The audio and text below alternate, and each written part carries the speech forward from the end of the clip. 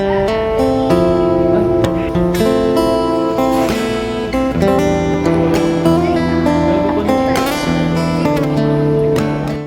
Appointment with Love ay sinulat ng American author na si Shulamit Ishkeshwar.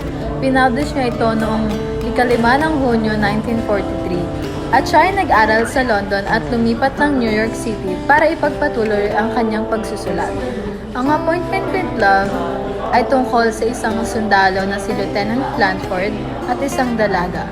At ang kanilang paraan upang makapag-usap ay ang gamit ay pagpapadala ng sulat. At pinlano nila ang kanilang pagkikita sa info booth sa New York City.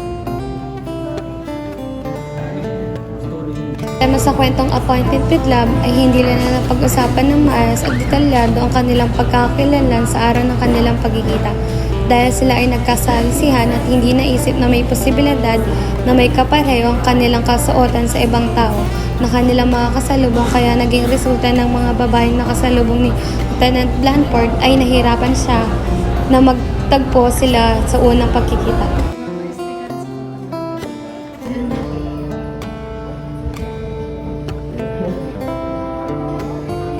Solusyon ng dalawang nagmamahalan sa kanilang unang pagkikita ay dapat detalyado ang kanilang pag-uusap patungkol sa kanilang itsura, tulad ng kanilang tangkad o kulay ng buhok, kausautan, kulay ng damit at sapatos, at spesipikong lugar kung saan hindi matao katulad ng restaurant dahil maliit ng espasyo doon at madali nila mahanap ang isa't isa.